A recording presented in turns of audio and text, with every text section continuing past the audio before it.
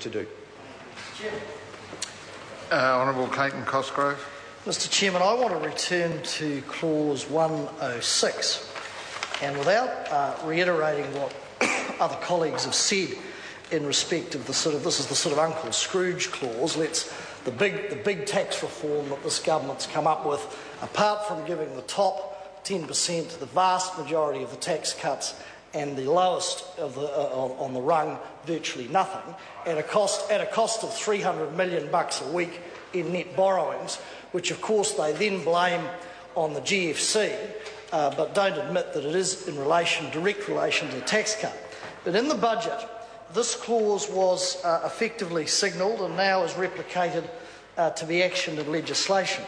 And so the big reform that the government came up with in tax policy was to flog a few $100 off paper boys and paper girls, and those young people who are in, jobs that we probably all had. Jerry Brownlee may have been a pizza delivery boy when he was a young fellow, I don't know. Simon Bridges, I'm told, had a milk round. But this is the big reform. So New Zealanders in the middle of a global economic meltdown have placed their confidence in this government at the last election on the sort of slogan of a brighter future and encouraging entrepreneurship and people getting ahead. And then we get to the budget and we come up with this clause, which we're now actioning tonight. So we had the cycle way. That was going to be a silver bullet, fizzer. 2 jobs, according to Chris Tremaine, a fish and chip shop and a bike shop in Nacre. Couldn't tell us how many permanent jobs were out of that. That's a fizzer. Then we had the great international financial hub that New Zealand was going to be. That lasted 5 minutes. Then we had mining and national parks, and Jerry, of course, like the earthquake, blew apart on that. That lasted 5 minutes. And now we're down to this. So we've got 120-point plans and task forces, more task forces than we've had hot dinners coming out of this government. But when you drill down the tax legislation, what is the big reform in terms of cutting compliance costs or reforming the tax system? The big reform, the big revenue generator, other than flogging off assets to Kiwis who already own them and those overseas interests, which they tried in the 90s. It didn't work. That's the history, but they're trying it again, is to take a couple of $100 off paper boys and paper girls and those in small jobs. Now, I've got to say, this is groundbreaking financial and taxation reform from the National Party. Groundbreaking thinking. I'd like to know... Point of order. Woodhouse. Mr Speaker, I'd just like to point out that the policy that is being described by the member has already been passed into law and is not within the scope of this bill.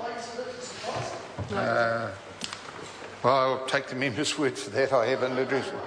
Well, the order, I'm on my feet, and the member shouldn't be engaging in some kind of interjection with me. If the member's speaking about clause 106, he should address himself to that or some part of part 3, and while he's doing that, I shall have a look at the clause that he's talking about. And with respect, sir, I advise you it's not appropriate to take the word of any member. I could make something up on clause... Order, I've ruled. Members should speak about part 3. And I am speaking about part 3. Clause 106. Well, you'd know. A point of order, Michael Woodhouse. It may assist the House if the member could point out which part of clause 106 refers to the taxation of paper boys. Well, that's a debate. Honourable Clayton Cosgrove. Point of order. Point of order. Is that a debating point? And if it is, you should rule on it. So I'm waiting for you to rule on it. Yeah, I guess that is a debating point. That really wasn't a point of order, so thank you. We'll carry on where we left off, sir. I appreciate the lack of assistance from the Chief Whip. A point of order, Michael Woodhouse. Perhaps if you could just assist me, does this mean that any item which is arguably outside the scope of the bill becomes a debating point?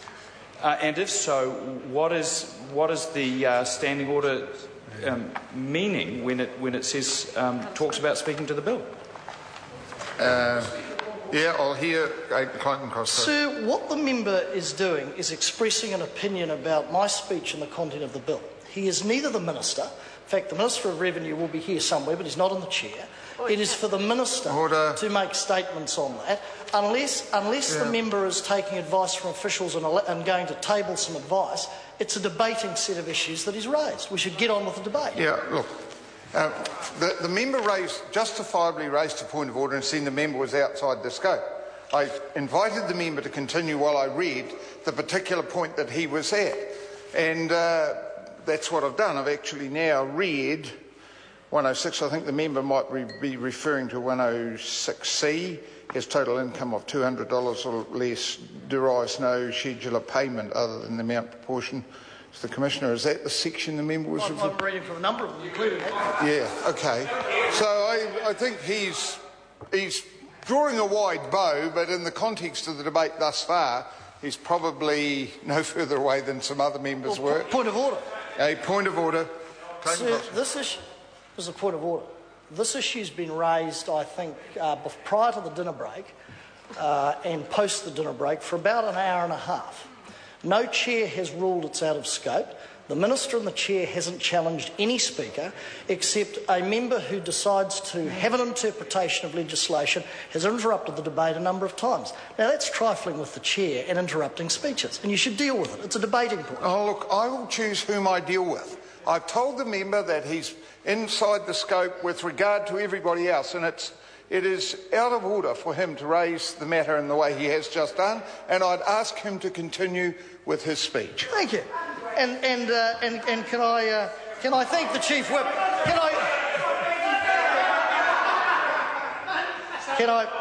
Can I thank the Chief Whip for exposing his lack of skill and knowledge about this bill, and also thank Maggie Barry. If anybody can talk about grace, of course Maggie Barry can. But we won't talk about putting the old tumbleweed back at the back of the garden. So where colleagues did we leave off? Where did we leave off? We were talking about the great reform within this bill as reflected in the budget. And what we've seen over the last couple of minutes, it's the old sort of Captain Mannering. Remember, the Home Guard, the old cold steel? They don't like it up 'em over there. They don't like it highlighted because they're embarrassed about it. But the facts are, that is what they did. That was the sort of big hit reform which they tried to cover up. Where is the reduction compliance cost plan in this legislation? We've heard about the computer system, all sorts of reforms which are dependent on electronic media within the IRD, but no money to actually action it, is there? No. Oh, they're all very silent now. Even the tumbleweed's quite silent. All very silent now. Well, people aren't bored with Mr Carter, not down my way. We're looking forward to doing him slowly. So this is what the big reform was in this legislation. Mean-spirited, and actually does not contribute to New Zealand's economic growth in one iota, but simply highlights the lack of ideas. They've got lots of plans, no implementation, lots of task forces, no implementation, and they're out of ideas. And the only idea they've got for generating a bit of money in the economy is to flog off the family silver, and once it's gone, and take a few dollars under 106 from the odd paper boy. So the economic integrity is in tatters. When we talk about Mr Banks and sort of signatures, if we refer to 104 as we have done, their political and moral integrity is in tatters. They have no ideas, they have no plan, apart from the little $200 paperboy tax. That's all they've got. Jonathan Young. Oh, this will be good. I move that the question be now put. Question is that the question be now put. Those of that opinion will say aye. Contrary, no. The ayes have it. The Minister's amendment set out on SOP 98 is the question. So the question is the Minister's amendments be agreed to. Those of that opinion will say aye. Contrary, no. The ayes have it. The question is that Part 3, as amended, stand part. Those of that opinion will say aye. Contrary, no. The ayes have it. The question now is that Part 4 stand part. Chair. David Clark. Mr Chair, Part 4 concerns the amendments to the goods